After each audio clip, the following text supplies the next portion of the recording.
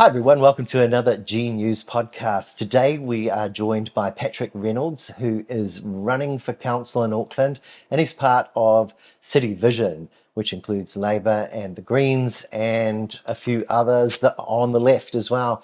Hi Patrick, and welcome to the show. Kia ora, thanks, Jared. You're most welcome. Hey Patrick, tell us a little bit about your background and why you're running for council. Okay, well, I'm a lifelong Auckland resident and have spent my entire adult life in the Waitemata ward. And I'm extremely passionate about Auckland, especially about its potential. I think it can be the greatest little city on the planet, frankly.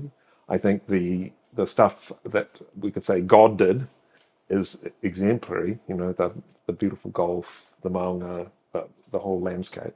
But it's the human work that could do with some improvement. And the good news is that we can change that more easily. So my background, I have I have a lot of hats. Uh, I am a photographer and an artist photographer. I have prints in the Auckland City Art Gallery and in Te Papa. So that if I become councillor, I think I'd be the first councillor to actually have things in the collection at the art gallery.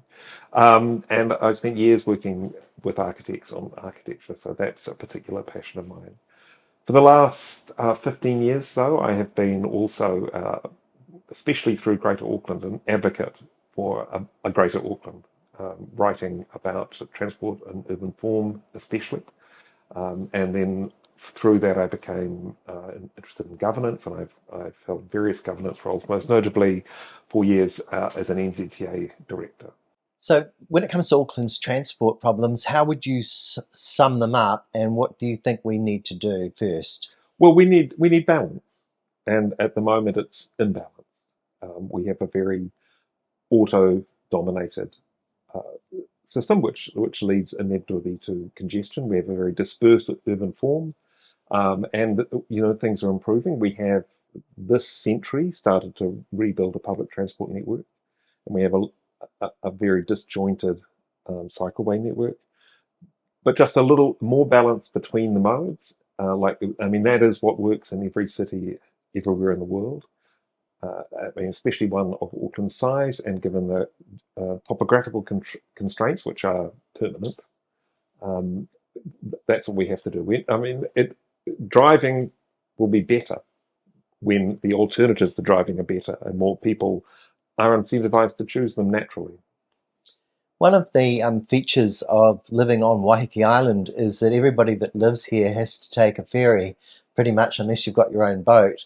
Do you have any comment to make upon the way in which Aucklanders that live on Waiheke pay the highest ferry fares in the world, Yeah. and the impact downstream here on small businesses on the island is that, one, we don't have too many people coming over as much as they would otherwise, and two, they cost extra for everything to be brought over. Yeah, this is a critical problem, and it's one kind of by design.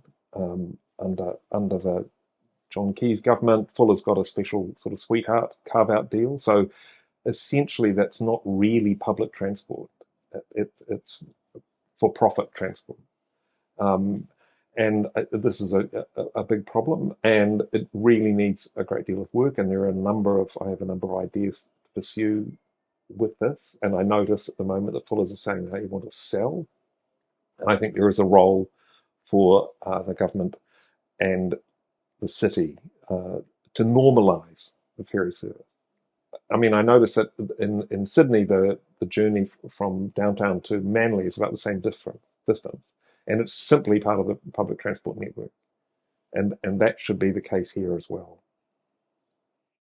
So when it comes to Auckland and the other issues that we've got, like housing and our ability to build upwards or sideways, have you got a view on what's currently being proposed and where we're at the moment? Right. Well, this is the most remarkable ward that I'm standing in, and it's really got three parts, and they have different needs, different problems, and different solutions. So what works in the city centre, which is we should be building up intensively and beautifully really powerfully. And what works out in the inner suburbs, which is more about building on the transport nodes, especially around the train stations, and intensifying that.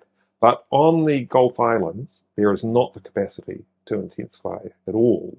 There are really real constraints, especially around water and wastewater. Uh, so the issues here, and there is real cost of living issues on the islands. Um, everything is, as you know, is way more expensive here, and these issues need to be addressed really specifically with specific um, answers. And I think that the work that the Community Housing Trust is doing on Waiheke and addressing the regulations around second units or granny flats, enabling locals to live in those or for them to be built and occupied by locals without putting an enormous strain on septic tanks and water supply is really important. Um, uh, the other thing that really interests me enormously is electricity. And Vector is saying that they project that they need to put a new cable out to Waiheke, which will have to be paid tens of millions of dollars, would have to be paid um, on your power bill. Fixed charges would go up and up and up.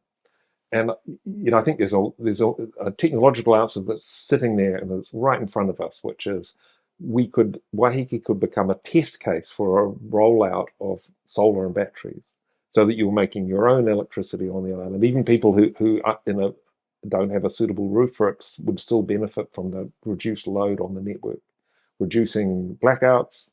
I mean, this would need to be a subsidized. We're not just expecting people to buy at the moment at sort of market rates. So that there's again, but this could save Vector a fortune if it meant that the distribution network didn't need a huge investment in a new cable. It could be cheaper to do that. This strongly needs work, and it would fit the kaupapa of the island brilliantly. I mean, you've already got the electric buses, uh, have more self-sufficiency and independence from the electricity market would be a great thing, I think.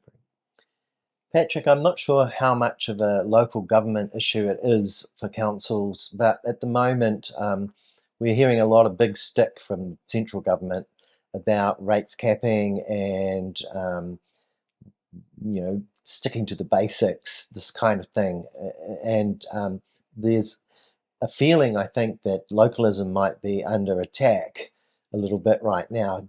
Have you got any comments to make about the big, broad picture you're seeing happening in local government in Oh, general? absolutely. I mean, that won't work on any level unless local government is given other levers to raise funds, like targeted rates or other ways of raising.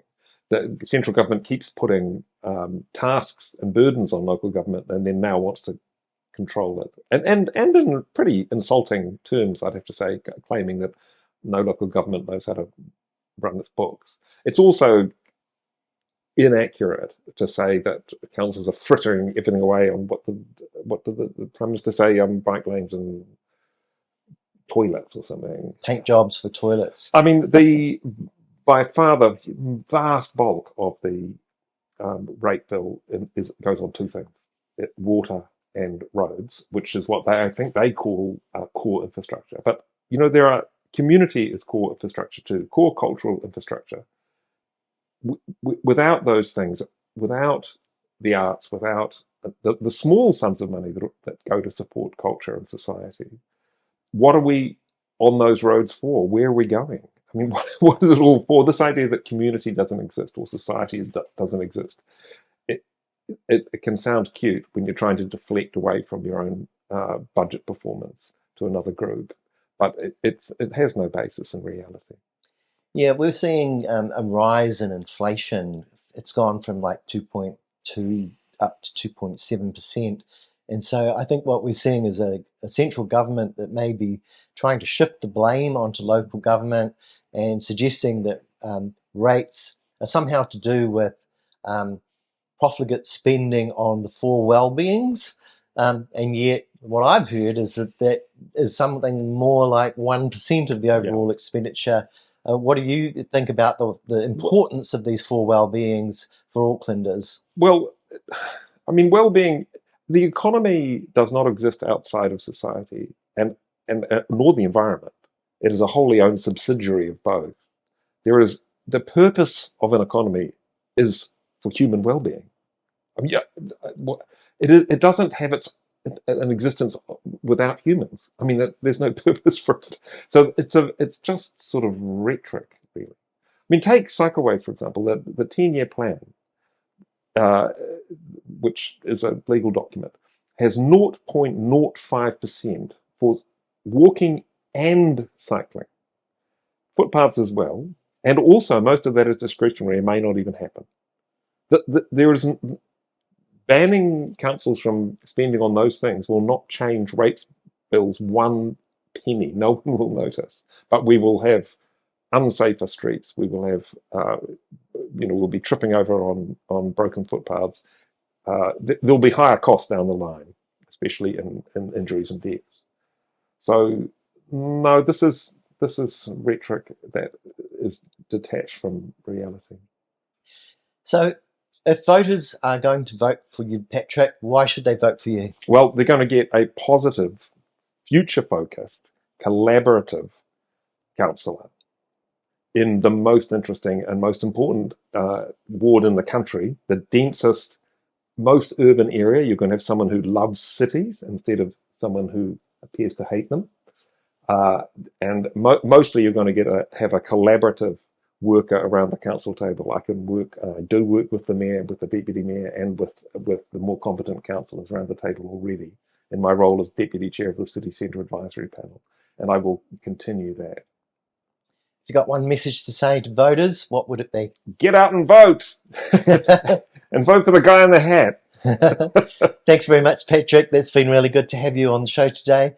And we wish you all the best in the local elections that are coming up. So when are they on and what? Well, they're a postal vote, unfortunately. I don't see why we can't vote on our phones. We can do banking on our phones, but it's a postal vote in September. It closes on October the 10th.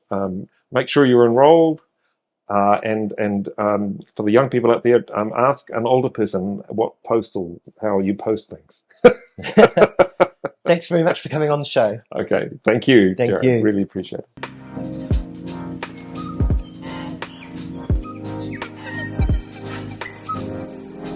Welcome to G News, the good news.